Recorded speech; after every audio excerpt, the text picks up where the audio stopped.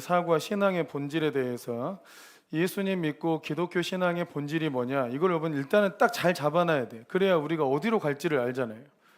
여러분, 교육에서 정말 교육을 잘한다 했을 때는 잘하는 나라들이나 어떤 교육 체계에서 잘하는 어떤 그 교육 기관들은 다 이게 있대요. 또 집안마다 정말 교육 잘 받았다 했을 때는 다 이게 있대요. 이게 뭔지 아세요? 이게 뭘까요? 그게 인재상이라는 거예요. 어떤 인재로 키울 건가에 대한 표본이 있는 거예요. 어떤 인재가 되게 할 건가. 여러분, 우리 공동체에서 하나님 말씀으로 가르치고 기도하고 성령 운동을 하는데 어떤 일꾼과 어떤 일꾼을 세우려고 하는 것인가? 그럼 나는 이 훈련을 받으면 또 우리 공동체에서 어떤 신앙인이 되는 것인가? 이거에 대한 분명한 그림이 있어야 우리가 그 방향으로 가는 거예요. 또 어떤 일이 있어도 흔들리지 않게 돼. 그럼 성경에서 얘기하는 정말 하나님의 사람은 어떤 모습인가? 성경에서 주님은 우리가 어떤 사람 되기를 원하신 것인가? 그게 이제 일종의 인재상이고 신앙인의 표본이 되는 거죠. 그게 신앙의 본질이에요. 그러니까 신앙은 이 성경의 66권은 우리가 어떤 사람이 되라고 말씀하시는 거냐, 그리고 어떤 삶을 살아야 한다고 얘기하는 것이냐. 그러면 하나님을 잘 믿는다 할 때 정말 저 사람 신앙이 참 좋구나 할 때는 어떤 상태에 있는 것이냐, 어떤 일을 하고 있는 사람이냐. 알겠죠? 네. 우리나라에서 신앙 참 좋구나 그러면 어떤 사람이에요? 어떤 이미지예요? 열심히 교회 와가지고 교회 봉사 열심히 하고 뭐 이런 거예요? 기존에 한국 교회에 퍼져 있는 기존의 신앙 좋은 사람의 표본이 뭐예요? 예배 안 빠지고 기도 많이 하고 헌금 많이 하고 또 주님 잘 믿어가지고 사업 커지고 목사님 말씀 잘 듣고 후원 잘하고 이런 모습이죠 보통. 근데 신앙의 본질은 실상 하나님을 사랑하는 건데 그거를 하나님을 사랑한다는 마음으로 하면 좋은데 근데 그게 더 본질로 보이잖아요. 하나님을 진실로 사랑하는 사람이다. 이게 안 나와 잘. 그죠? 자, 그래서 그런 부분들을 좀 다루도록 하겠습니다. 성경에서 말하고 있는 신앙의 본질이 뭐냐? 신명기 6장 4절에서 5절 말씀이 유대인들한테 있어서 교육의 대헌장이라고 불리는 쉐마 말씀입니다. 쉐마. 신명기 6장 4절 5절이 교육의 대헌장이라고 불리는 말씀인데 자, 4절 5절 읽어보세요. 시작. 이스라엘아 들으라. 우리 하나님 여호와는 오직 유일한 여호와이시니 너는 마음을 다하고 뜻을 다하고 힘을 다하여 내 하나님 여호와를 사랑하라. 요거예요. 요게 하나님께서 가장 원하시는 거예요. 마음을 다하고 뜻을 다하고 힘을 다해서 내 하나님 여호와를 사랑하라 라고 말씀하신 건데, 그래서 내가 오늘 내게 명하는 이 말씀을 네 마음에 세우고 부지런히 이 말씀을 네 자녀한테 가르치라. 이 말씀, 그러니까 말씀을 암송하고 말씀을 배우고 이 말씀을 가르치는 것은 하나님을 사랑하는 방법이에요. 하나님을 사랑하는 방법이고 모습이에요.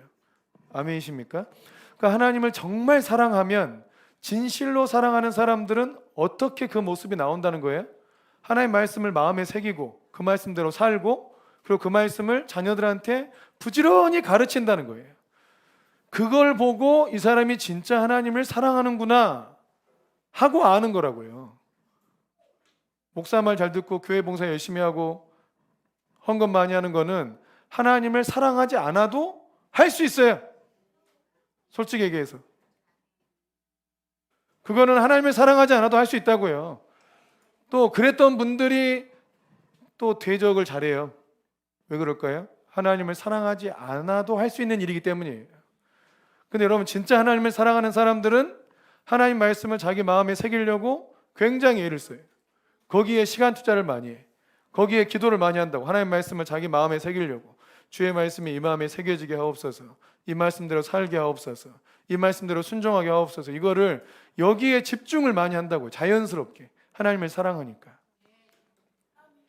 자녀들이 부모님을 사랑하면 그 자녀들이 어떻게 해요? 부모님 말씀을 잘 들으려고 늘 애써요. 뭘 안 하려고 그래. 왜? 부모님이 싫어하니까 안 해. 꼭 하려고 해. 왜 해? 부모님이 좋아하니까 해. 이러려고 하게 돼 있어요. 사랑은 반드시 그 계명을 따르게 된다고 해요. 자, 잘 기억하세요. 주님께서 요구하신 거는 하나님을 사랑하라예요. 그 사랑하는데 어떻게 사랑해야 돼요? 마음을 다하고 뜻을 다하고 힘을 다하여 사랑해야 돼. 어느 정도 뭐 강아지 새끼 하나 사랑하는 정도로 사랑하면 안 돼. 강아지 키우는 사람들 봐보세요. 강아지한테 들어가는 것만큼 그 신경과 재정과 사랑을 주님께 쏟고 있는지 돌아보라고요. 주님이 걔만 또 못해. 이렇게 사랑하는 사람도 있어요. 솔직히 따져보면 주님을 걔만 또 사랑하지 않는 사람도 많다니까요. 그죠? 자기는 주님을 사랑한다 하면서 주님의 마음을 다하고 뜻을 다하여 힘을 다하여 주님을 사랑합니까? 또 걔를 사랑해서 우리는 걔를 사랑해서 걔한테 자기의 뜻을 주입시키잖아요. 내가 앉으라면 앉아, 손 주면 손 내밀고, 이거 교육 엄청 시키지. 걔를 사랑하기 때문에. 그죠? 근데 하나님 앞에 자기 자신을 훈련시킬 때 하나님께서 말씀하시면 이렇게, 하나님 말씀하시면 이렇게, 하나님 하지 말라면 언제 끊어? 이렇게 합니까 우리가? 잘 돌아보세요. 우리의 삶을 잘 돌아보고 내가 진짜 하나님을 사랑하는 게 맞느냐, 마음을 다하고 뜻을 다하고 힘을 다하여 하나님을 사랑하는 게 맞느냐 이거예요. 하나님 사랑하죠? 이렇게 생각하면 안 돼요. 하나님은 마음과 뜻과 힘과 다른 구조는 생명을 다하여 사랑하라고 돼 있잖아요. 내가 정말 주님을 생명 다하여 사랑하는 게 맞냐? 그러면 그게 아니면 저 말씀에 순종하는 게 아니잖아요. 그냥 사랑 좀 하는 거는 저 말씀에 순종하는 게 아니잖아요. 걔보다 좀 더 사랑하는 거는 저 말씀에 순종한 게 아니잖아요. 대부분의 하나님 뜻이 이루어지지 않는 것은 우리가 하나님을 마음 다해 사랑하지 않는 거예요. 그러니까 하나님의 뜻이 너무 늦게 이루어지는 거예요. 근데 우리는 하나님께 할 거 다 했다 생각하면 안 된다고요. 우리는 저 말씀을 딱 기억하세요. 하나님이 원하는 건 마음 다하고 뜻을 다하고 힘을 다하여 내 하나님을 사랑하라는 거예요. 사랑하는 것은 하나님 말씀을 마음에 새기는 작업이고, 억지로 새기면 안 새겨져요. 너무 사랑하면 그 말씀이 마음에 들어와. 그냥 어떻게 살아가는 것이구나, 그렇게 이게 하나님 뜻이구나, 이렇게 들어온다고요. 아멘이십니까? 우리 하나님은 저거를 하게 하려고 모든 것을 희생해서라도 저 말씀을 우리 가운데 성취해내는 것이 주님의 일하시는 방식입니다.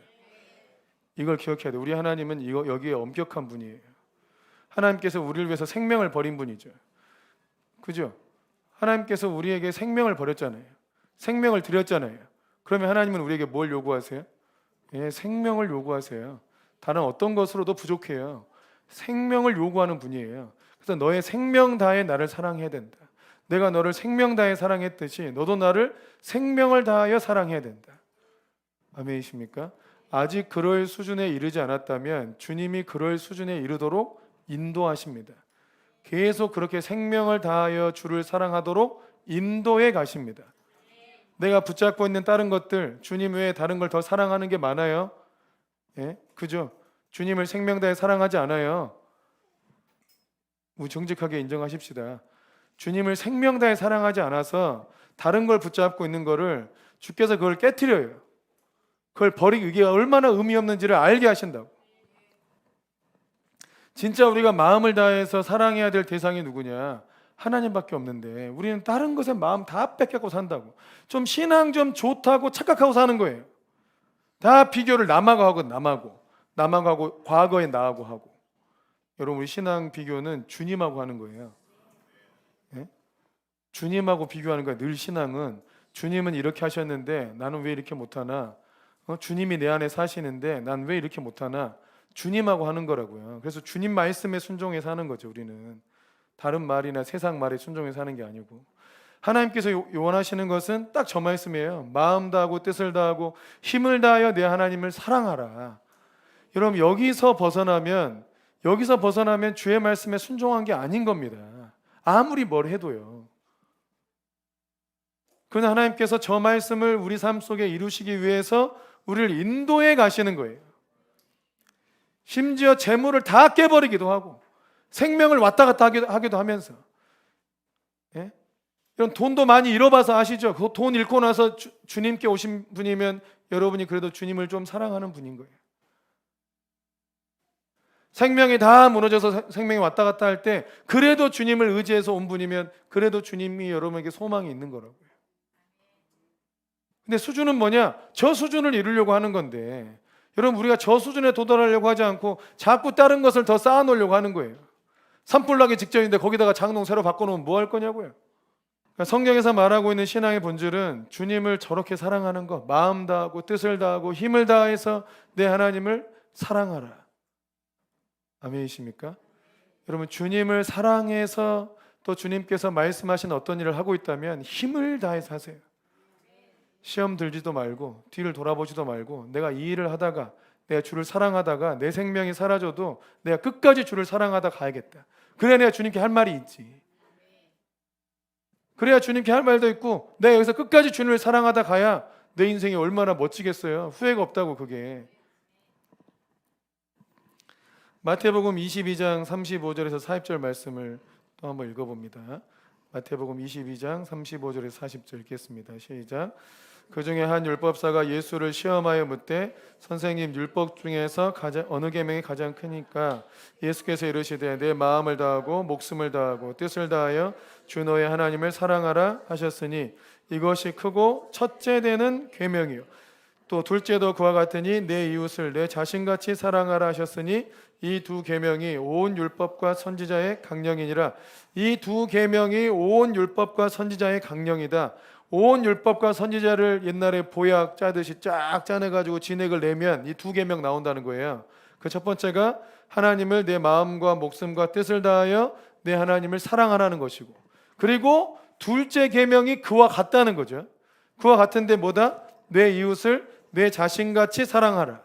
너의 이웃을 내 자신같이 사랑하라. 이게 실상 같은 계명이라는 거예요. 내 하나님을 마음 다하고 목숨 다하고 뜻을 다하여 내 주 하나님을 사랑하라는 계명과, 그리고 내 이웃을 내 자신같이 사랑하라는 계명이 어떻다고요? 같다고요. 어떻다고요? 같다고. 자기는 하나님을 목숨 다해 사랑하는데 이웃을 별로 사랑하지 않아.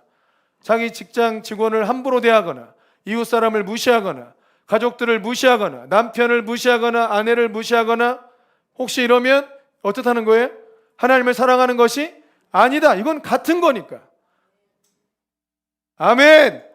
하나님을 목숨 다해 사랑하는 사람들이 어떻게 지체를 함부로 무시하고 뒷담화 까고 판단하고 정죄하고, 이거는 그만큼 하나님을 사랑하지 않는다는 뜻이라는 거예요. 또 지체들의 어려움을 돌아보지 않고 그가 하나님 나라에는 관심이 있을까? 관심 역시 없다는 거죠. 그 두 계명은 같다니까요. 첫 번째가 우선이고 두 번째가 두 번째다. 이게 아니라 두 계명이 같다고요. 둘째도 그와 같다. 아멘이십니까? 하나님을 목숨 다해 사랑하는 사람이면 당연히 형제를 목숨 다해 사랑합니다. 여러분, 제자 예수님께서 시몬을 불러서 네가 나를 사랑하느냐, 네가 이 사람보다 나를 더 사랑하느냐, 진짜 나를 사랑하느냐, 그래서 어떻게 하라 했어요? 내 양을 쳐라, 내 양을 먹여라 이랬잖아요. 네가 나를 사랑하면 내 양을 먹여라. 네가 나를 사랑하면 내 양을 쳐라. 여러분, 목회의 가장 중요한 동기는 주를 사랑하는 거예요. 주의 일을 하는 데서 가장 중요한 동기는 주를 사랑하는 거예요. 근데 그 사랑이 어떻게 나타나요? 사역으로 나타나요. 그래서 주님을 사랑하는데 사역을 하기 싫다? 주를 사랑하지 않는다는 얘기지. 그게 왜 다릅니까? 똑같은 거지. 주님을 너무 사랑하는데 왜 지체한테 헌신을 못합니까? 이게 똑같은 건데. 이해되십니까? 여러분, 정말 여러분이 주님을 사랑하는데 여러분이 아이들을 너무 사랑해, 내 새끼를 너무 사랑해, 걔 밥 안 해줘요? 사랑한다 아들아, 굶어라. 사랑한다 아들아 하고 얘를 교육 안 시킵니까? 몽충이처럼 살아라 할 거예요? 사랑한다 아들아, 아무 데도 가지 말고 집에 짱 박혀 있어, 이렇게 키웁니까? 사랑하기 때문에 먹이고, 사랑하기 때문에 가르치고, 사랑하기 때문에 그를 양육하는 거잖아요. 사랑하기 때문에 일이 생기는 거예요. 사랑하면 피곤한 거야 원래. 아멘이십니까? 사랑하면 원래 피곤하고 지치고 힘들어. 그래서 수고로운 사랑이라, 수고로운 사랑이라고. 사랑하면 수고로워. 여러분, 지금 세상 편하게 살고 있다면 회개해야지. 내가 누군가를 사랑하는데 어떻게 안 피곤합니까? 내가 누군가를 사랑하고 교회를 사랑하고 하나님을 사랑하는데 어떻게 안 피곤하고 사냐고. 애 하나만 키워도 이렇게 피곤한데. 주님을 사랑하는 사람은 지체를 당연히 사랑한다. 어떻게 내가 주님을 사랑하는 정도를 잘 몰라요. 지체를 사랑하는 걸 보고 아는 거예요. 내가 지체를 사랑하는 내 마음을 보고 내가 하나님 사랑하는 정도를 아는 거라고요. 아멘이십니까? 둘은 뗄 수가 없는 거예요. 근데 사람 마음에 인간적으로 사람을 향한 사랑은 잘 안 일어날 수 있어요. 그런데 하나님을 사랑하기 때문에 그 영혼을 위해서 생명을 버릴 수는 있어. 사랑은 꼭 감정은 아닌 것 같아. 감정은 나중에 일어나는 것 같아요.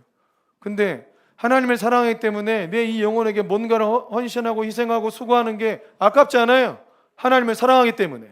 근데 그 마음이 없다면, 그런 마음이 없어. 그렇게 안 살아져. 내가 왜 그렇게 살아야 되는지를 모르겠어요. 그럼 그건 분명히 주님을 사랑하지 않는 겁니다. 주님은 네가 나를 언제 날 사랑했냐고 그럴 거예요. 실제로 마지막 심판 때 내가 주를 위하여 뭣도 하고 주를 위하여 뭣도 하고 다 했는데 주님은 네가 나를 위해서 한 게 뭐가 있냐 이렇게 얘기했어.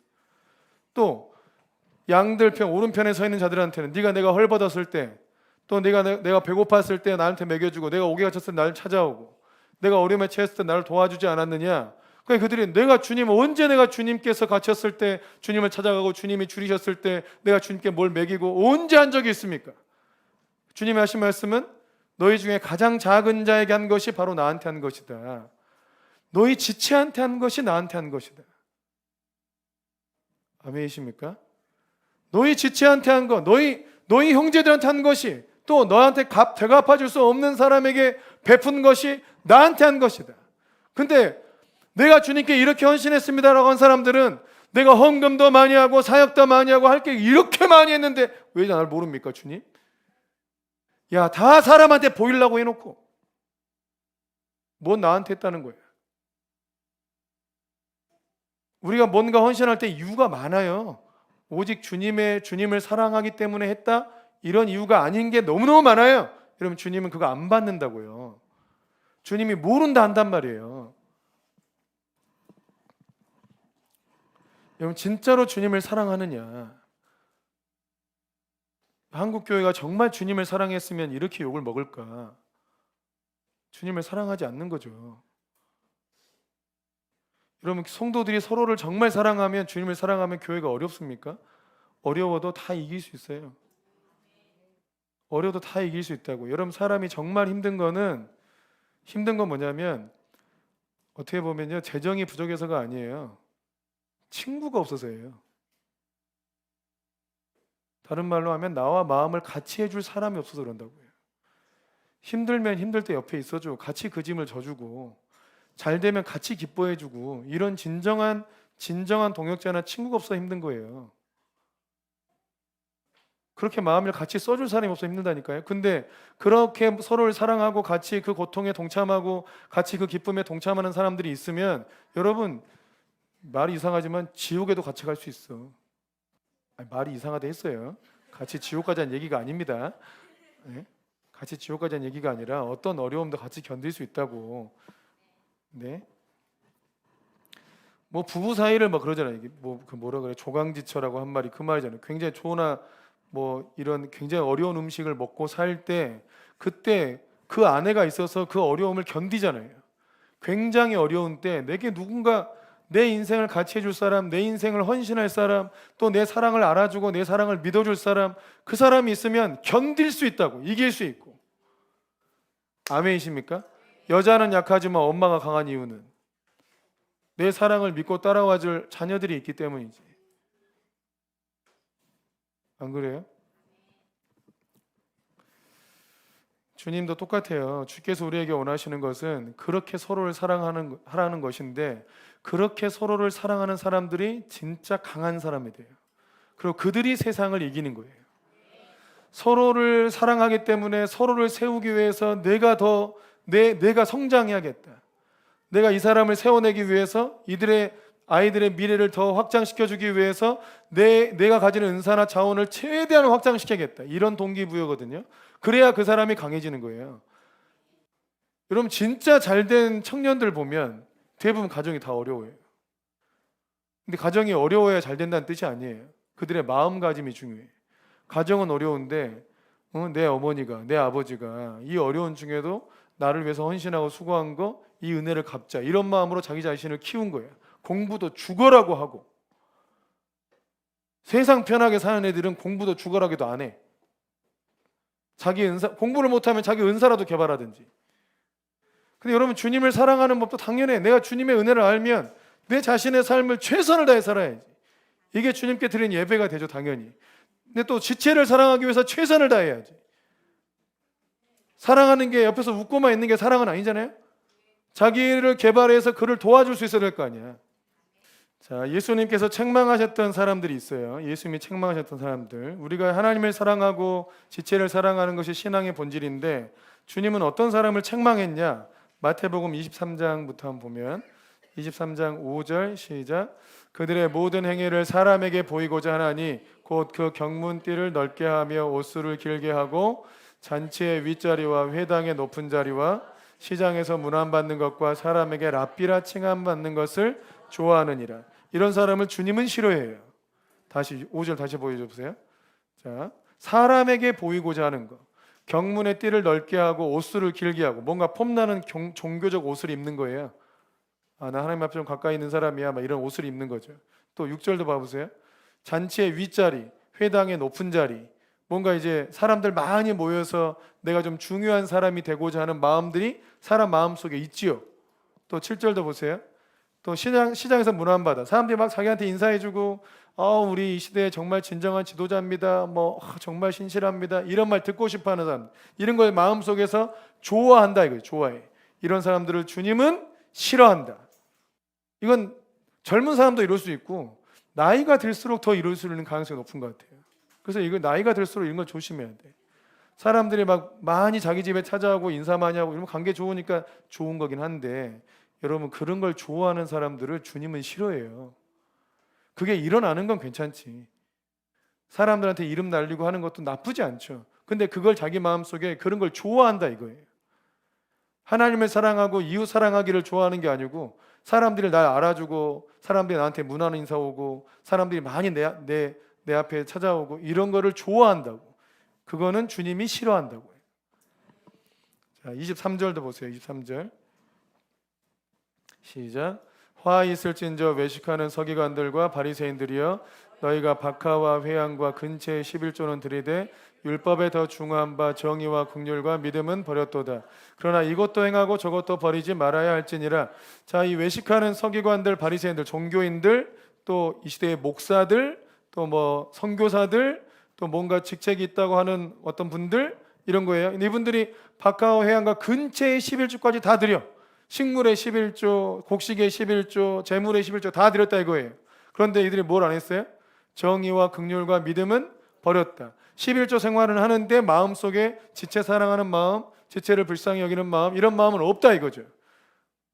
이걸로 자기의 종교적인 뭔가 입지를 높이려고 하는 거지 지체를 사랑하진 않는다 이거예요. 옛날 교회 저희 사촌 형도 아주 시험 들어서 교회에서 시험 들어서 다시는 교회 안 오겠다고 한 형이 있는데, 그 형이 시험 든 이유는 장로님들이 교회에서 분위기에 11조 순위 정하잖아요. 옛날엔 헌금 많이 한 순서대로 헌금 이름도 막 올려주고 이랬죠. 그래서 좀 정의롭다고 한 데다가 가나다 순으로 쓰고 헌금 액수 많은 순서대로 헌금 주보에다 올렸거든요. 기억하세요? 그랬었어요. 그래서 막 장로님들이 헌금 많이 내는 순서대로 장로 되기도 하고 막 이랬어요. 그래서 장로님들이 헌금 많이 내니까 교회에 어깨 딱 힘주고 다녔다고. 예? 그런 사람들이 아주 대단한 사람이냐 하고 다녔어요.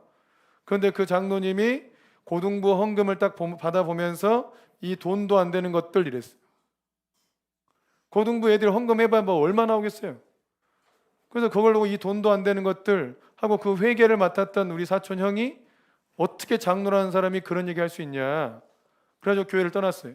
그리고 다시는 교회를 안 가려고 그래요. 그리고 신앙이 그 수준에서 더 이상 성장하지 않더라고. 보세요. 이 외식하는 서기관들, 바리새인들, 그들이 11조 생활 잘해요. 박하, 회양, 근처까지 다 11조를 해. 근데 마음에 긍휼과 믿음, 정의로운 삶이 없어요.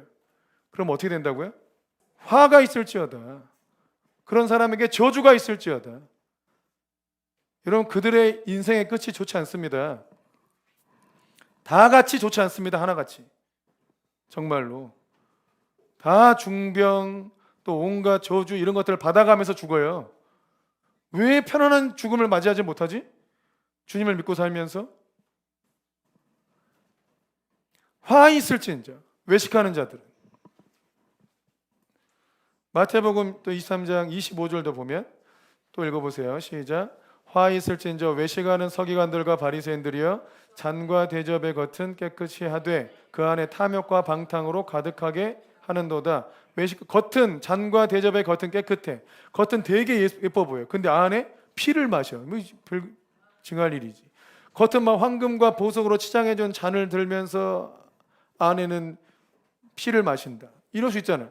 탐욕과 방탕. 겉은 되게 뭐 있는 척 하고 사는데 실상 삶을 보니까 아주 욕심도 많고 월급 줘야 될 거 안 주고 또 막 자기 직원들 얼굴 뽑아가지고 완전히 자기는 방탕하게 쓰고 또 마땅히 섬겨야 할 거 안 섬기고 그거 아껴다가 지 멋대로 사치하고 다니고 탐욕과 방탕으로 가득하다. 겉은 뭔가 있어 보이는 것처럼 이렇게 살면서 그들에게 뭐가 있을지어다? 화가 있을지어다. 주님은 그들을 저주한다고 말씀하는 거예요. 혹시 저런 사람 때문에 시험 들었다면 시험 들 필요 없어. 주님이 저주할 거니까. 자, 3번도 보세요. 외식적인 신앙의 모습은 결코 하나님을 기쁘시게 할 수 없고 하나님께 인정받을 수 없는 신앙입니다. 그렇다면 하나님 앞에서 올바른 신앙의 모습은 어떤 것이냐? 자, 요한복음 14장 15절 읽겠습니다. 14장 15절. 너희가 나를 사랑하면 나의 계명을 지키리라. 자, 사랑과 순종은 동의어라고 봐야 돼요. 사랑하면 순종합니다. 아멘이십니까? 사랑하면 뭐 한다고요? 순종해요. 잘 생각하세요. 여러분 우리의 삶이 다 해석돼 이걸로. 사랑하면 뭐 한다고요? 순종해요. 순종하지 않으면 사랑하지 않는 거예요. 자, 여러분 남편, 여러분 아내, 여러분 자녀들 생각하세요. 잘 순종합니까? 그러면 사랑하는 게 맞아요. 순종 안 합니까? 그러면 사랑을 안 하는 거예요. 정직하게 잘 보고 그래 이제 알았어 하면서 이제 이 인간 날 사랑하지 않는 거였구나. 정확하게 그런 거예요. 잘 생각하세요. 누구한테 헌신해야 될지를 잘 생각하라고요. 사랑하면 순종하게 돼 있어요. 이 간단한 원리. 누굴 속일 수 없어. 이 사람이 날 사랑하는지 안 하는지 어떻게 알아? 순종하는 거 보면 알아요. 뭘 어떻게 알아? 그냥 아는 거지. 여러분 사랑하는 사람한테는 자기 혈기 죽일 수 있어요? 없어요? 있어요. 사랑하는 사람한테는 지 고집 죽일 수 있어요.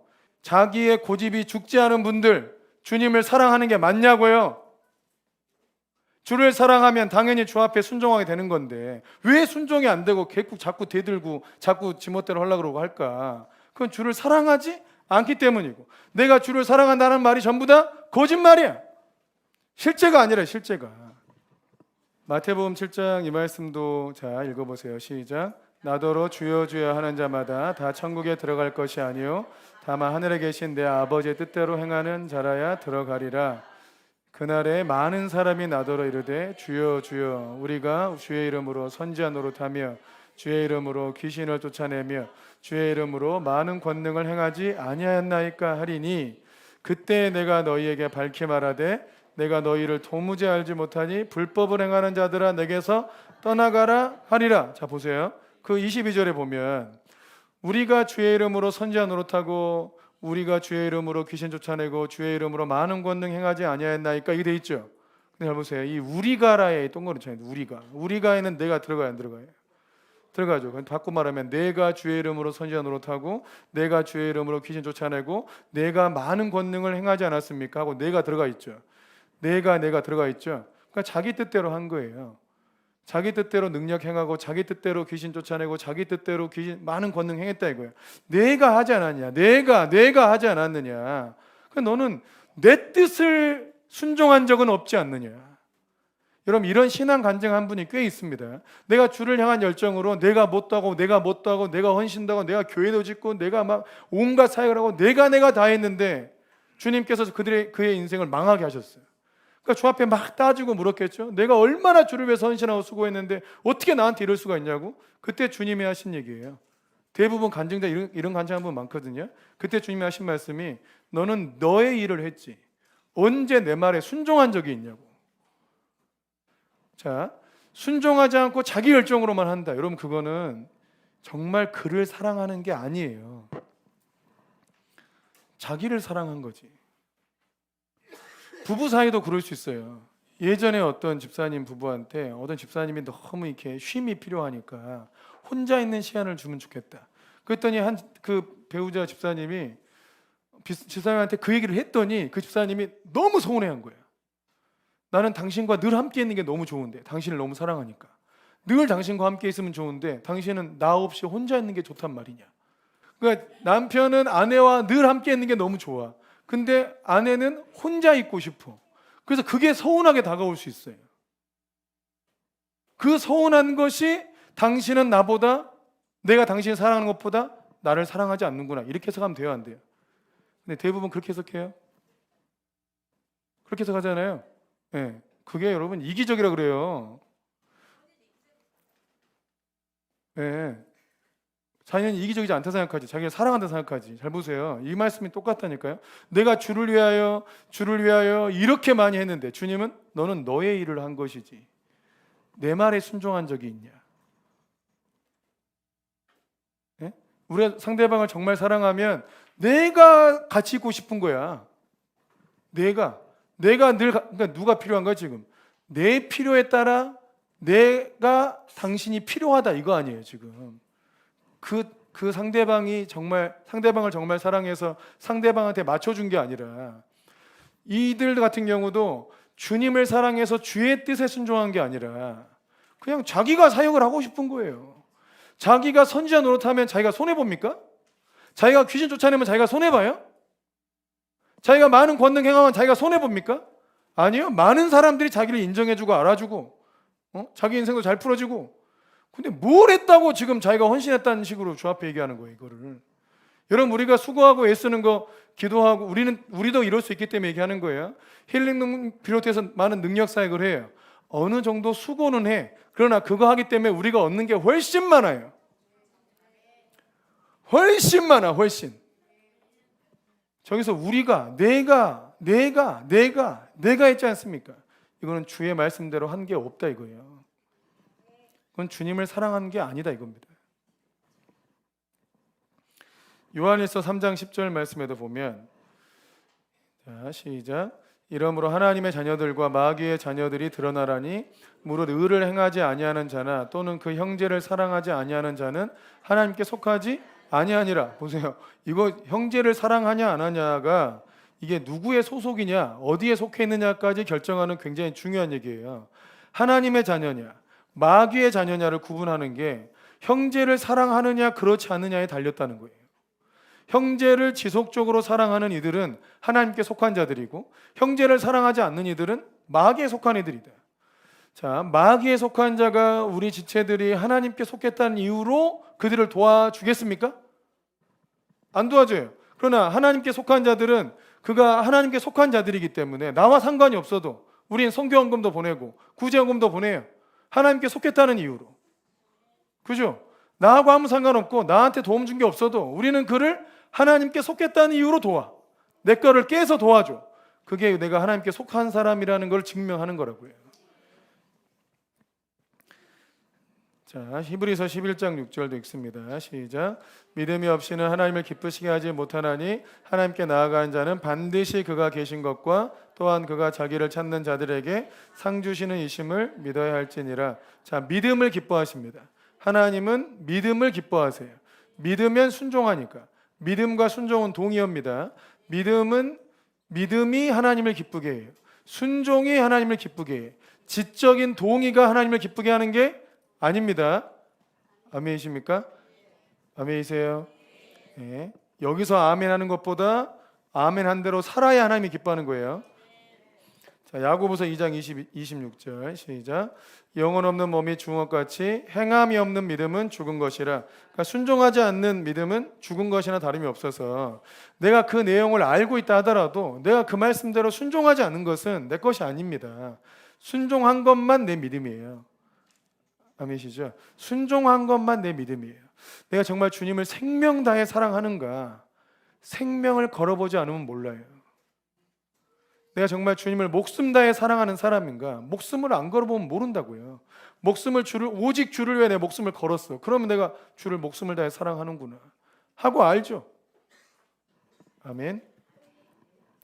그래서 요한복음 1장 12절에 영접 기도만 하면 된다? 이거 아니라 그랬죠. 그래서 주님이라고 인정해야 된다. 그 주님은 내가 순종해야 주님이지. 모든 영역에 하나님의 뜻대로 순종해야 예수님을 주라고 인정하는 것이 됩니다. 영접 기도만 한다 그래서 그가 하나님 백성 되는 것이 아니라는 거. 영접 기도해요. 그럼 그가 예수님을 영접했다 그래. 그런다 하더라도 그가 하나님 나라의 하나님 자녀의 권세를 받았는지 안 받았는지 잘 몰라요. 그 진짜로 구원받는지 잘 모른다고요. 원래 옛날에는 영접 기도 자체가 없었어요. 뭐 초대교회 때부터 영접 기도를 했겠습니까? 그런 기도가 없었다고요. 제자 훈련이 나오면서, 그것도 1980년대에 제자 훈련 나오면서 영접 기도문이 만들어진 거예요. 이 말씀을 근거로. 그래서 그 전에는 예수님을 실제로 만나면서 주님을 믿게 됐지, 영접 기도 해가지고 주님을 영접한 게 아니란 말이에요. 그런데 영접 기도 해도 주님을 만나게 되는 경우가 있기 때문에 이걸 쓰는 거예요. 이해되십니까? 또 요한계시록 3장 20절 말씀을 봐도 마음을 열고 받아들이기만 하면 된다. 이거를 영접 기도할 때도 많이 쓰는데, 이 말씀은 뭐라 그랬죠? 단지 그냥 마음의 문을 열고 예수님을 영접하는 내 안에 모십니다, 이런 고백으로만, 고백을 의도한 게 아니라 예수님과 생명 나눌 관계가 되어야 한다는 뜻이에요. 이 말씀 뜻 자체가. 이해되세요? 유대인들은 친구를 집에 데려올 때 가족회의 한다 그랬죠. 가족회의하고, 그리고 정말 우리의 모든 거를 다 줄 정도로 믿을 수 있는 사람만 집에 초대해. 그리고 같이 먹어요. 이게 식탁교제 하자는 얘기거든요. 그러니까 예수님이, 야 너희와 나가 생명 거는 관계가 돼야 돼. 내가 너로 말미암아 살고 너도 나로 말미암아 살아야 돼. 우린 정말 생명 나누는 그런 관계야. 이렇게 관계를 맺자라고 얘기하신 거라고요. 단지 마음 열고 예수님 오시면 끝, 이게 아니라고. 이게 아시겠죠? 그래서 이놈의 한국교회에서 너무 가볍게 복음을 전하다 보니까 단지 예수님 나 영접했어, 세례받았어, 교회 잘 다니고 있어, 이 정도로만 자기가 구원받은 하나님 백성이라고 착각하고 살아요. 그렇게 믿고 있다가 다 지옥 가게 생겼다고요. 주님은 그렇게 믿는 이들에게 구원을 약속한 적이 없어요. 성경에서 그렇게 믿는 이들에게 구원을 약속한 적이 없다고요. 그러니까 주님이 거짓말한 게 아니라고. 주님은 저렇게 믿어야 한다고 얘기했다고요. 예수님을 주라고 고백하고 삶의 모든 영역에 하나님의 말씀대로 순종해 살아야 내 백성이라고 얘기한 거예요. 아멘이십니까? 또 장로교의 아주 잘못된 교리 중에 하나가, 한 번 구원받은 사람은 절대 한 번 구원받은 사람은 영원히 구원받는다. 이거 거짓말입니다. 이렇게 믿으면 안 돼요. 그러니까 예수님 또 믿은 것도 예수님 내가 영접하고 나면 영원히 구원받은 거, 이런 거지 같은 얘기가 어디가 있어요. 그러니까 안 믿는 사람이 더 열받아 하는 거예요. 여러분, 그런 구원 자체가 성경에 없어요. 어떤 누구지, 굉장히 대단한 철학자 같은데 요즘 시대에, 그 영상에도 많이 나오던데, 그가 그 50만 뭐 베스트셀러 작가, 그 굉장히 대단한 학식 있는 사람인 것 같아요. 외국 분인데, 그분이 진리에 가까운 말들을 많이 해요. 근데 기독교 진리를 믿지는 않아. 근데 이분이 우리나라 꼭 이어령 교수 같은 분이에요, 미국에. 근데 그분이 예수님을 믿게 됐어요. 그러니까 예수님 얘기하면서 막 울어요. 자기도 왜 내가 이걸 믿는지 모르겠대. 근데 믿어지는 게 이상하대. 그러면서 그가 한 말이, 난 예수님 믿는 게 두렵습니다. 이게 정상이에요. 예수님 믿는 게 두렵지, 당연히. 자기 인생을 다 바꿔야 되는데, 주의 말씀에 순종해 살아야 되는데, 또 이제껏 예수님을 인정하지 않았다는 게 얼마나 두려운 일이에요. 예수님 믿는 게 두렵습니다. 이게 진짜 주님을 만나는 거죠. 베드로가 주님을 보고 두려워서 엎드려가지고 내가 죄인이니 날 떠나시옵소서 고백하게 되잖아요. 살아계신 주님을 제대로 만나면 두렵죠. 자기 인생을 바꿔야 되니까. 아멘이십니까? 주님은 우리에게 그렇게 요구하세요. 그 주님은 진짜 하나님이에요. 거룩하신 하나님. 이제나 어제나 내일이나 오늘이나 영원히 동일하신 주님이기 때문에 그 주님을 막 구걸하듯이 믿어달라고 할 필요는 없다 이거예요. 근데 우리가 진짜로 주님을 믿어야 될 거 아니에요. 진짜로 그 주님을 사랑해야지. 성경에 기록된 수많은 약속의 말씀들이 진짜면 내 삶에 나타나겠죠. 단 내가 주님을 진짜로 사랑할 때, 내가 주님을 진짜로 사랑할 때예요. 실제로 주님을 사랑했던 많은 믿음의 선배들이 죽음도 두려워하지 않았습니다. 세상 무너져도 두려워하지 않습니다. 경기 침체가 와도 두려울 게 없어요. 주님이 계신데, 주님을 믿고 있는데 뭐가 두렵냐고. 우리 주님이 광야에서도 천만에 가까운 백성들을 먹여 살린 분이에요. 두려워할 거 없어요. 주님을 온전히 믿는다면. 그럼 죽어도 감사하지. 아멘이십니까? 여러분, 실제로 주님을 사랑하라는 거예요. 우리가 사랑하는 사람을 위해서 목숨도 버리잖아요. 그죠? 사랑하는 사람을 위해서 목숨도 버려요. 주를 위해서 왜 생명을 못 버립니까? 사랑을 위해서 목숨도 버리는데. 아멘. 우리가 사람을 위해서도 목숨 걸 생각해요. 어떻게 보면 사람을 위해서도 목숨 걸 생각도 한다니까요. 주를 생명 다해 사랑하는 것이 어떻게 우리의 삶에 손해가 되겠습니까?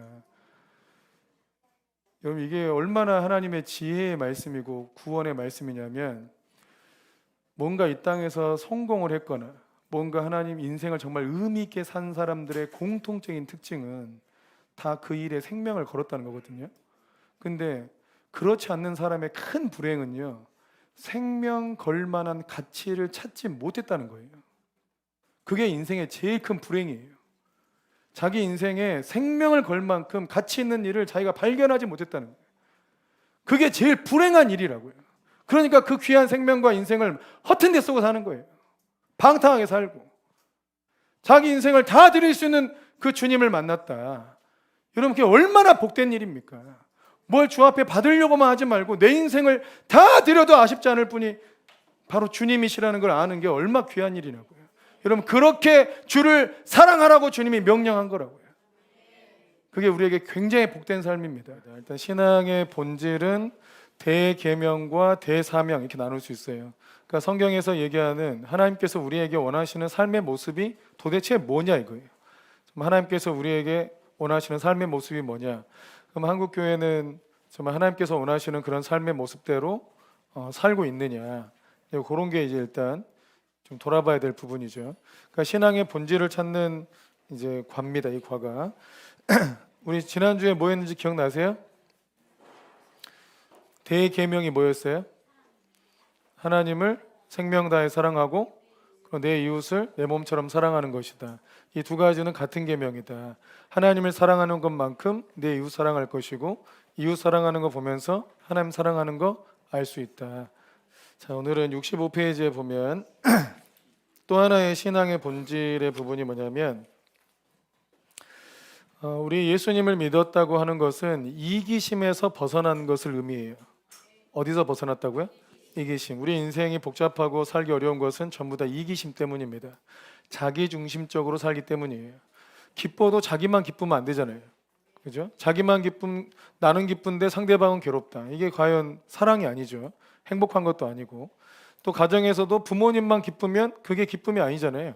그러니까 정말 모두가 다 실상 자기 중심에서, 자기 중심성에서 벗어나고 다른 사람을 위해서 살려고 할 때, 그때 진짜 이 자유와 행복이 오는 것인데, 모든 사람들은, 죄인들은 이 자기 중심성에서 벗어나지 못해요.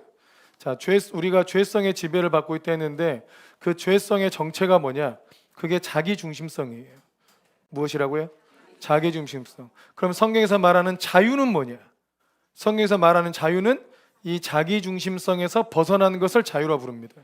내 마음대로 하는 걸 자유라고 부르는 게 아니에요. 전혀 다른 개념이죠. 내 마음대로 하고 살면 그게 여전히 자기 중심성이지. 여전히 죄성의 지배를 받고 사는 거죠. 우리가 주 안에서 누리는 자유는 뭐다? 자기 중심성에서 벗어난 걸 얘기한다. 그러니까 우리가 자기 중심적인 이 사고와 자기 중심적인 삶과 자기 중심적인 이 에너지에 갇혀 살고 있다는 걸 여러분이 좀 깨달아야 돼. 자기 중심성에서 벗어나는 것이 구원이에요. 사실 본질적인 구원. 사람은 다 자기 중심적으로 사니까 인생이 꼬이고 망하는 거죠. 부자지간이나 부모와 자식지간에도 갈등이 일어난 이유가 뭐예요? 다 자기 중심성 때문이에요. 그토록 사랑해서 결혼했는데 왜 부부가 싸워요? 자기 중심성 때문이에요. 다 자기 자신이 우선이고 먼저기 때문에 그것 때문에 갈등이 일어나는 거죠. 근데 또 이거를 해결하려고 하니까 어떻게 생각하냐면, 너부터 자기 중심성에서 벗어나, 이렇게 얘기하잖아요. 너부터 벗어나. 내가 먼저 벗어나면 내가 손해보는 것 같아. 그러니까 늘 싸우는 거야. 그것 때문에 늘 망하는 거고. 너부터 하면 어떻게? 너부터 하면 자기부터 해야지. 나부터 자기 중심성에서 벗어나는 것이 내가 먼저 구원받는 것인데. 아멘이십니까? 그래서 여러분, 자기 자신을 사랑하기보다 남을 먼저 사랑하는 사람들이 훨씬 더 복된 삶을 삽니다. 그러니까 자기 자신이 우선이 아니고 다른 사람이 우선이어야 돼요. 그러니까 그것보다 또 주님이 우선인 사람들이 훨씬 더 복된 삶을 살아요. 조이선교회라고 있어요. 아세요? 조이선교회. 그 조이선교회에서 J-O-Y잖아요. 조이, 기쁨이. 기쁨이란 게 조이. J가 뭘까요? J가 Jesus 먼저, 가장 먼저 Jesus. O는 뭘까요? Others, 다른 사람. 그리고 yourself예요. 예수님, 그 다음에 다른 사람, 맨 마지막에 나. 이런 순서대로 사랑하고 살면 그게 정말 그리스도인의 삶에 합당하다는 뜻이에요. 주님 사랑하고 이웃 사랑하고 그리고 마지막에 자기 사랑하는 거예요. 아멘이십니까? 근데 이것이 말만 한다고 되는 일은 절대 아니에요. 누가 모릅니까? 근데 이렇게 못 살죠. 우리는 못 살아. 죄인들은 못 살아요. 그러나 예수님 믿은 사람들은 그 죄를 이길 수 있기 때문에 이렇게 살 수 있다. 아멘이십니까? 가정에서도 두 사람의 뜻을 모으기가 쉬워요, 어려워요? 어려워요. 이거 어렵습니다. 두 사람도 뜻을 모으기가 어려운데 어떻게 그 많은 사람들의 뜻을 모읍니까? 이건 불가능한 일이에요. 원래 안 되는 거예요. 그래서 두 사람의 뜻을 모으는 게 아니고 그냥 주님의 뜻에 다 같이 헌신하는 거예요. 주님이 왕 되시고 주님의 뜻이 완전히 선하기 때문에 주의 뜻에 다 같이 헌신하는 구조가 되면 돼. 아멘이십니까? 이게 그리스도인이지. 아멘이시죠? 교회도 성도들의 뜻을 다 모아서 모두가 동의하는 뜻을 따라갑니까? 다수결을 따라갑니까? 그렇지 않아요. 그냥 주님의 뜻을 따라가는 거예요. 모든 그리스도인들은 자기 뜻을 접고 자기 뜻을 부인하고 주님의 뜻이 늘 옳다고 믿고 선하다고 믿고 주님의 뜻이면 다 같이 따라가는 거예요. 아멘이시죠? 요게 되는 게 중요합니다. 우리 데이비스톤 아이들이 이렇게 뭐 잘하는 것도 있고 부족한 것도 있고 뭐 안타까운 것도 있고 뭐 이러긴 해. 뭐 데이비스톤이니까 막 특별히 이들을 훈련시킨다고 얘들이 아주 막 특별히 자질이 좋거나 이러진 않아요. 근데 하나님께서 이들을 특별히 부르신 건 맞아요. 우리가 다 그래요. 하나님께서 세상에서 천하고 없는 것들을 불러서 세상에 있고 똑똑한 것들을 부끄럽게 여기시는 분이기 때문에 우리가 부름 받았어. 다 똑같아. 아멘이죠. 근데 이들에게 있는 가장 중요한 특징이 뭔지 아세요? 일반 아이들은 뭐 싸우잖아요. 싸웠을 때 누가 잘못했어 어쨌어 막 이렇게 서로 이게 앙금이 잘 안 풀린다고요. 근데 이 아이들은 하나님 말씀에 이렇게 나왔잖아. 그러면 그 말씀 앞에 그냥 회개한다고요. 요게 다른 거예요. 요게 그냥 하나님 뜻에 안 맞았으면 내가 하나님 뜻에 불순종했으면 그냥 회개한다고. 아 내가 잘못했구나. 잘못했으면 회개하고 또 용서를 구하고. 요게 달라요. 그래서 좀 싸운다 하더라도 금방 해결돼. 부부도 마찬가지죠. 가정들이 다 그런다면 하나님 뜻 앞에 그냥 순종하는 마음을 가졌다면 가정들의 문제가 그냥 해결되는 거죠. 하나님 뜻만 우리 가운데 있으면 되니까. 아멘이십니까? 자, 그 중에 가장 중요한 게 뭐냐면 주님께서 우리에게 어떤 명령을 주셨다는 거예요. 그게 대위임 명령인데 예수님의 대위임 명령 들어보셨나요? 대위임 명령 마태복음 28장 18절에서 20절 읽겠습니다. 마태복음 28장 18절에서 20절 시작. 예수께서 나와 말씀하여 이르시되 하늘과 땅의 모든 권세를 내게 주셨으니 그러므로 너희는 가서 모든 민족을 제자로 삼아 아버지 아들과 성령의 이름으로 세례를 베풀고 내가 너희에게 분부한 모든 것을 가르쳐 지키게 하라. 볼지어다 내가 세상 끝날까지 너희와 항상 함께 있으리라 하시니라. 자, 이게 예수님께서 제자들한테 위임하신 명령이에요. 그럼 이제 우리는 어떻게 사냐? 이 명령에 순종해서 사는 거예요. 예수님께서 제자들한테 뭘 명령하셨다고요? 요걸 명령하셨다. 요거를. 그럼 우리도 저 말씀에 순종해서 사는 거라고요. 그러니까 그리스도인들은 하나님을 사랑하고 이웃을 사랑하고 아멘이십니까? 또 하나는 저 명령에 순종해 살아요. 자, 저 말씀이 뭐냐 이걸 알아야 되겠죠? 18절 보면 자, 하늘과 땅의 모든 권세를 내게 주셨으니 이 하늘과 땅의 모든 권세를 내게 주셨다 했을 때 저 나는 누구예요? 예수님이에요, 자기예요? 예수님이에요, 자기예요? 예수님이죠. 예수께서 나와 말씀하여 이르시되 하고 내게 주셨으니 했으니까 예수님이죠.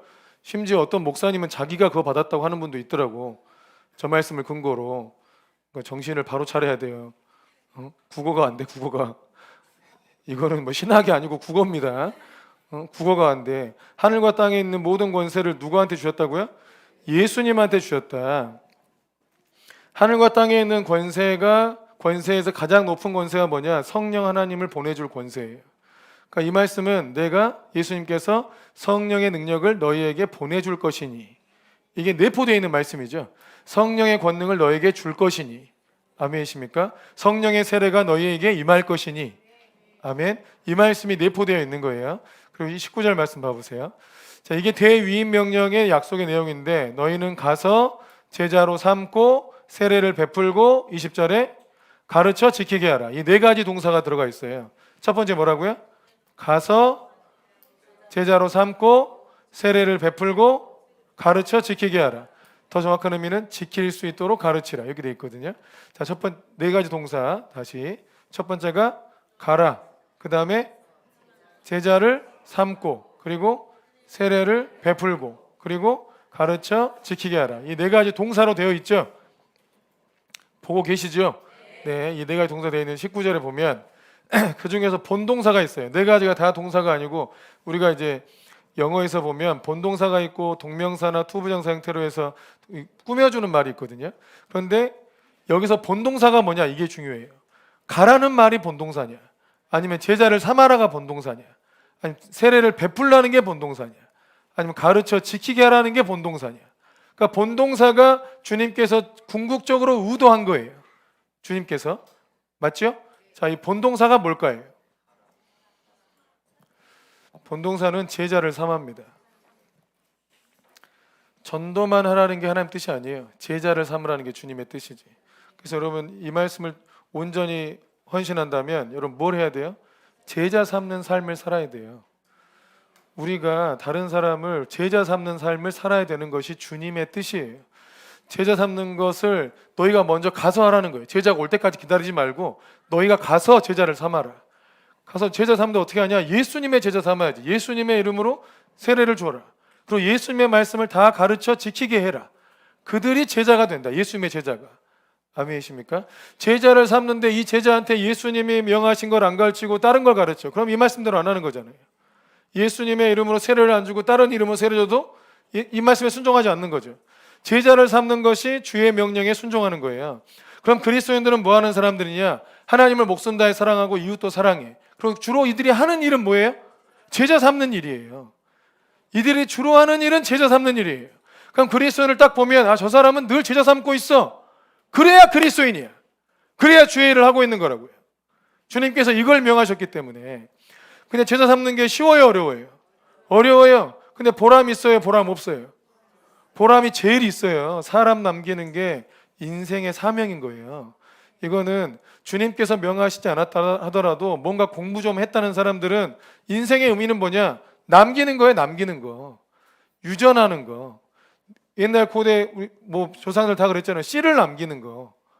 이게 인생의 의미라니까요. 그래서 제일 허무한 게 씨를 남기지 않고 죽는 거예요. 자기의 어떤 영적 DNA를 남기지 않고 죽는 게 제일 허무한 일이라고요. 근데 주님은 주님의 제자를 삼으라고 우리에게 명령하셨는데, 이게 가장 가치 있고 우리를 구원하는 일입니다. 누가 그러더라고요. 어떤 의사분인데 와가지고 그런 제자 훈련에 대해서 굉장히 반대하는 분이야. 이분이 제자 훈련하는 거 좋다 이거예요. 근데 성도들을 제자로 삼아가지고 목사들이 성도를 자기 마음대로 막 해버릴 수 있다는 거예요. 그래서 제자 훈련하는 걸 굉장히 안 좋게 생각하더라고요. 이거는 따라해 봅시다. 지 생각이죠. 그럼 주님의 명령을 아주 대놓고 반대할 거냐고. 주님께서 이거 목숨 걸고 하라는 이 명령을 대놓고 반대할 거예요? 여러분, 제자 삼는 것은 인생에 있어서 가장 행복한 일이에요. 그거는 내 제자를 만드는 게 아니에요. 주님의 제자를 세우라는 거예요. 그래서 주님의 이름으로 세례주고 주님께서 명하신 걸 가르치잖아요. 내 사상을 가르치는 게 아니고 제 신학을 가르치는 게 아니에요. 아멘이십니까? 저는 주님께서 전하라고 한 것들을 충분히 전하고 나면 나머지는 여러분 자유에 맡깁니다. 그래서 제자들이 지 특색대로 살잖아요. 우리에게 있는 제자들도 다 자기 특색대로 살죠. 복사 찍어내게 하는 게 아니에요. 너희도 하나님 말씀대로 성령을 따라 또 복음을 따라 살되 너희를 자유대로 살아라. 진리 안에 살아라. 너희 특성에 맞게 살아라. 특성이 다 틀려. 우리 교회는 이게 중요한 모토 중에 하나입니다. 똑같이 찍어내지 않아요. 사람들이 다 특이해 보이죠. 다 특이해 보이잖아요. 여러분 다 특이해 보이지 않아요? 서로 특이해 보이죠. 우리 애들도 안 그런가? 다 별났어요. 다투게 해. 근데 우리는 획일화된 교육을 안 하고 진리는 다 동일하게 적용을 하되 자기 개성대로 사세요. 죄만 짓지 말고. 그 개성을 존중하는 공동체 얼마나 좋아요? 나 이렇게 하면 우리 교회에서 이거 받아줄까? 고민하지 말고 하세요. 뭐 어떻게든 상관없다고. 그 죄만 짓지 말아요. 남한테 피해만 주지 마. 그러니까 서로가 어차피 자기의 자유와 자기의 개성대로 살되 하나님의 말씀에 순종해 살자 이거죠. 자, 주님은 우리에게 명령하신 것은 제자를 삼으라고 말씀하신 겁니다. 제자를 삼으려고 하다 보니까 내가 먼저 성장하지 않으면 제자를 삼을 수 없죠. 그래서 이게 똑같아. 구약에서는 너의 자녀들을 제자 삼아라. 신약에서는 온 민족을 제자 삼아라. 내가 온 민족을 제자 삼으려고는 이 말씀에 순종하려고 하다 보니까 세상 일에 관심이 있어요, 없어요? 있어요. 다른 나라에 관심이 있어요, 없어요? 다른 민족에 관심을 둬야 돼요. 그들한테는 어떻게 말씀을 전해야 될까? 내가 어느 정도 언어 공부를 해야 될까? 어느 정도 성장해야 될까? 어떻게 해야 내가 제자를 삼을 수 있을까? 아멘이십니까? 이 말씀에만 열정이 충만해가지고 아무나 자꾸 내가 제자 삼았다. 근데 제자가 나보다 탁월해. 그럼 내 제자가 삼아집니까? 제자를 삼게, 너 내 제자야. 그런데 내가 가르칠 게 없어. 이러면 제자가 되냐고. 안 될 거 아니에요. 그러니까 자기 자신을 키울 수밖에 없다 이거죠. 그러니까 이 말씀은 하나님께서 우리를 키워내는 말씀이기도 하고, 여러분 우리 인생을 정말 복되게 하는 말씀이에요. 우리가 제자 삼되 헌신하면 여러분 내 자신도 허투루 살 수가 없어요. 누군가가 나를 따라온다고 생각했을 때, 누군가가 나의 그림자를 보고 내 발자국을 보고 따라온다고 생각했을 때 그것이 나를 지켜줘요. 아멘이세요? 이거 굉장히 중요해요. 제가 부교육자로 갈 때 그 목사님이 처음엔요 진짜 정말 무서웠어요. 근데 제가 갈 때 전달이 어떻게 됐냐면, 보통은 그냥 교육자를 이력서를 받고 채용하잖아요. 근데 저 같은 경우는 어떻게 하냐면 그 목사님께 배우고 싶다고 하는 마음이 전달이 돼서 가게 됐어요. 그러니까 담임 목사님 입장에서 보면 이 목사는 나한테 배우려고 왔구나, 이렇게 생각 들잖아요. 그러니까 이 목사가 내 제자가 되겠구나, 이 생각이 들 거 아니에요. 여러분 제가 볼 때 제 판단일 수 있는데, 제가 볼 때 그 뒤로 목사님이 완전히 많이 바뀌었어요. 그때는 약간 성질 나면 성질 내시고, 또 교육자들한테 별로 잘 안 해줬어. 휴가도 없었어요. 뭐 해준 게 없었어. 근데 제가 그 목사님의 제자가 되겠다고 들어가니까 이 목사님이 갑자기 바뀌었어요. 갑자기 교육자 휴가도 주고, 휴가가 물론 광고에 나와서 문제긴 한데 그 전에 몰라. 광고 다음 주에 나 휴가구나 이렇게. 또 1년 지나니까 휴가비도 나오고, 또 1년 지나니까 또 좀 지나니까 교육자들을 다 데리고 가가지고 양복집에서 양복 다 한 번씩 사주시더라고. 그러니까 아버지처럼도 대해주시고 엄한 교사처럼 대해주시고 일부러 보라는 거예요. 내가 너를 키우고 있다는 거. 그러니까 그분이 바뀌어요. 완전히 바뀝니다.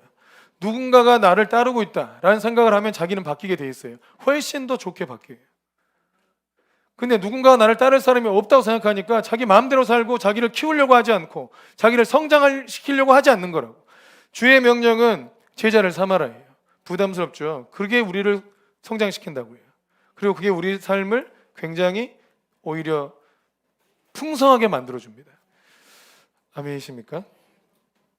여러분 이것이 굉장히 중요한데 교회에서는 잘 안 되는 것 같아요. 근데 여러분 이건 목사한테만 한 명령이 아니에요.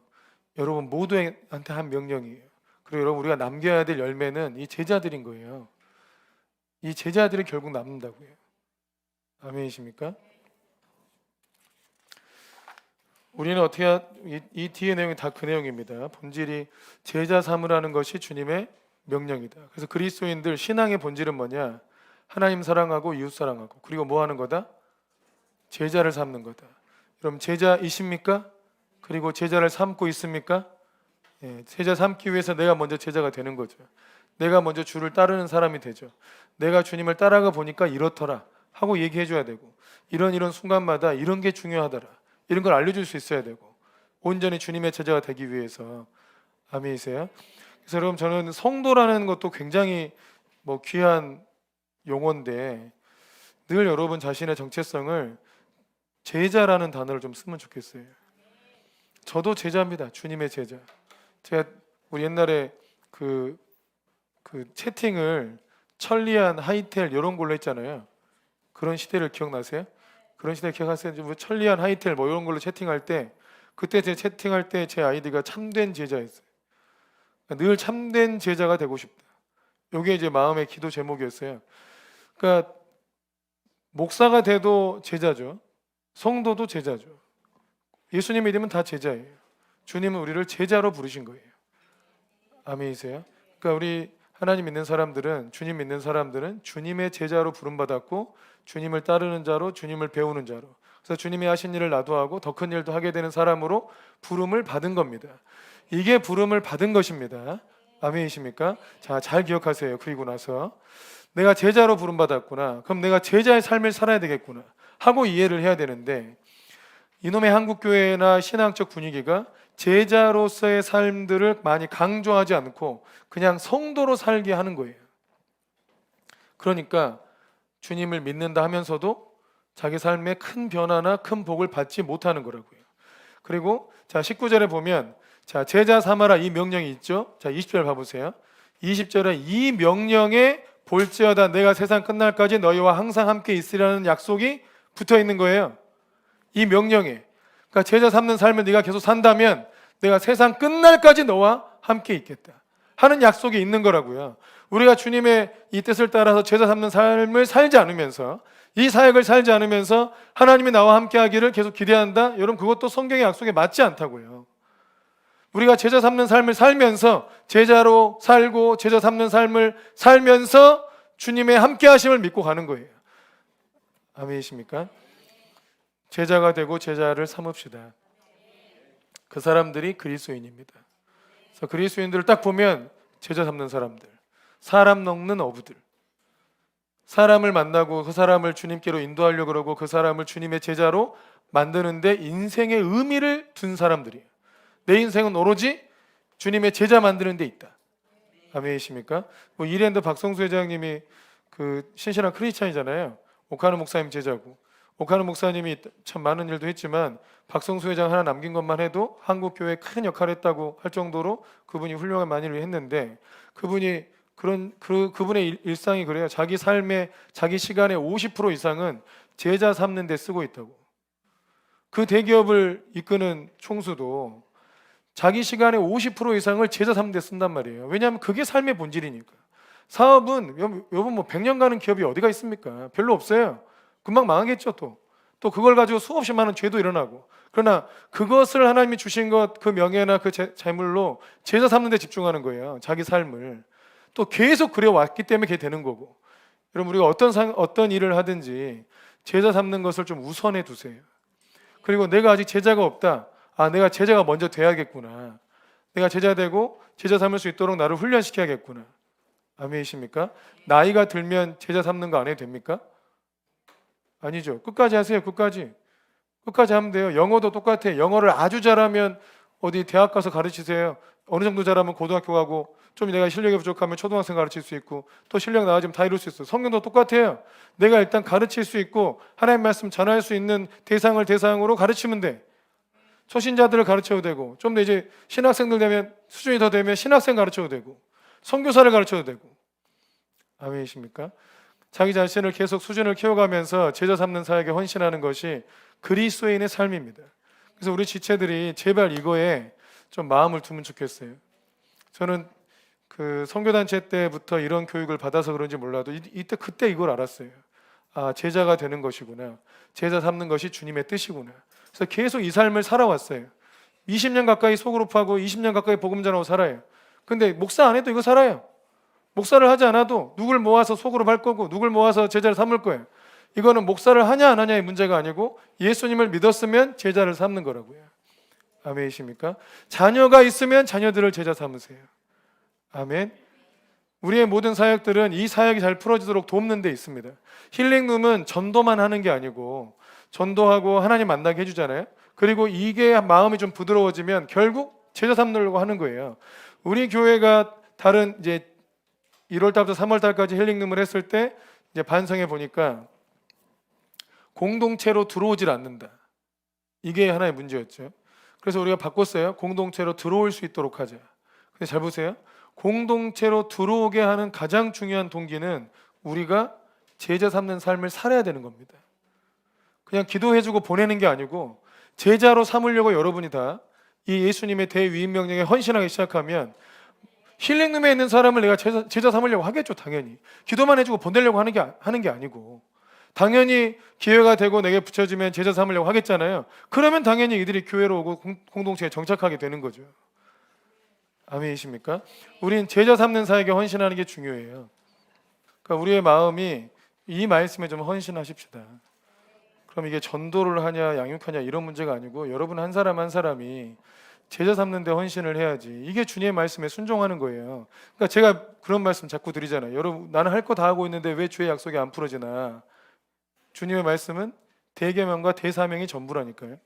하나님 사랑하고 이웃 사랑하고 제자 삼아라예요. 이 말씀에 순종하다 보면 다른 말씀들에 다 순종하게 돼 있어. 근데 이거부터 안 하고 있으면 다른 거 다 안 되는 거예요. 그러니까 나는 뭔가를 하고 교회 봉사도 하고 뭣도 하고 있어. 근데 주님이 진짜 하라고 한 거를 온전히 헌신하지 않고 있는 상태잖아요. 그러니까 내가 뭘 하든 이게 안 돼 있잖아 지금. 이해되십니까? 아멘이시죠? 그러니까 주님은 성령을 부어주시는 것도 제자 삼는 사역을 하기 위해서 성령을 부어주시는 거고, 내가 너와 늘 함께 하겠다는 약속도 제자 삼는 사역을 하고 있으니까 함께 하는 거고. 이건 꼭 기억하셔야 됩니다. 사업을 할 때도 제자 삼는 게 우선이어야 돼. 아멘이세요? 사업도 제자 삼는 게 우선이고 음악을 가르치든 뭘 가르치든 제자 삼는 게 우선이 돼야지. 그래야 하나님께서 거기에 모든 하나님의 능력을 쏟아 부어서 그 안에 하나님의 은혜가 넘치게 해주는 거죠. 이 약속을 꼭 기억하시라고요. 주님은 생명 걸고 죽으시고 부활하시고 또 승천하시기 전에 제자들에게 위임 명령 주셨는데 이 핵심적인 말씀을 준 거예요. 이게 근데 수고로운 명령이 아니에요. 우리 인생에 제일 의미 있고 행복한 일이 제자 삼는 사역입니다. 자녀들을 제자를 삼아 보세요. 지체들을 제자 삼아 보세요. 그리고 하나님 말씀을 나누고 말씀을 같이 막 은혜 받고 같이 그 영혼들이 막 자라가는 걸 봐보세요. 얼마나 기쁘고 행복한지. 그게 인생의 의미가 돼요. 목회도 모든 일이 다 행복하지 않거든요. 근데 제가 이제까지 목회를 하면서 가장 행복했던 건 뭐냐면 10가지 중에 9가지는 저를 힘들게 하는 일이에요. 근데 한 가지 제자 훈련하고 있는 거. 제자 훈련하면 이들이 자라가고 주님을 알아가고 주님의 세계를 알아가고 주님을 막 경배하게 되고 주님을 따라가는 이 모습을 보는 게 이 9가지의 스트레스를 이기는 길이더라고요. 여러분 제자 훈련하는 건 엄청난 축복입니다. 근데 하나님은 그 축복의 길을 우리에게 명령하신 겁니다. 여러분 이것을 여러분이 받아들이고 이 삶에 헌신하기를 작정하셔야 돼요. 그래서 우리 장년이든 누구든 여기에 좀 이게 좀 깨어야 돼요, 여러분. 우리가 실상 교회 봉사에 그다지 많이 강조하지 않죠. 교회 봉사에 그다지 많이 강조하는 편은 아니에요. 막 청소 우리가 매주마다 열심히 합니까? 안 하잖아요. 음식 준비도 다 나눠버리고 웬만하면 그런 것 좀 하지 말고 하나님 말씀 배우고 주의 뜻에 순종하는 방향으로 많이 가자. 이런 쪽으로 계속 모으려고 봉사를 많이 안 한단 말이에요. 외부 집회도 잘 안 해. 그 이유가 뭔지 아세요? 외부 집회하게 되면 여러분 엄청 바빠져요. 외부 손님을 받는 데 있어서. 그래서 그것도 잘 안 해. 그냥 우리가 하나님의 말씀에 순종하는 데 집중하려고. 근데 핵심적으로 집중할 것은 제자 삼는 사역이라고요. 아멘이십니까? 제자를 삼는 거예요. 헌신하시겠어요? 이거 열심히 가르치면 뭐 할 거예요? 순종 안 하면 아무 소용이 없는데. 순종할 때까지 이 사과만 설교할까 이런 생각도 들고. 그래서 여러분이 기도 제목을 그렇게 품으세요. 우리의 기도에 이렇게 뭘 해결해달라, 문제 풀어달라는 기도가 너무 많은데 하나님이 가장 기뻐하는 기도가 뭐겠습니까? 그 영혼 구원하고 제자 되게 해주십시오. 신실한 제자 되게 해주십시오. 내가 먼저 제자 되고 제자를 삼게 해주십시오. 이게 주님이 우리한테 명령을 하신 건데 그걸 놓고 기도하는데 왜 주님이 응답을 안 해주겠어요? 그잖아요. 간단하잖아요. 주님께서 생명 다해 이거 좀 지키고 살아줘라. 내가 너희한테 위임해 주는 거다. 그럼 우리는 그 위임한 명령에 집중하면 주님이 이 모든 걸 더하지 않겠어요? 그게 먼저 그의 나라와 그의 의를 구하라는 거예요. 주님의 위임 명령에 먼저 헌신해라. 그럼 내가 모든 걸 더해주겠다. 아멘이십니까? 아멘이시죠? 그렇게 하십시다. 우리 찬양하고 기도하겠습니다.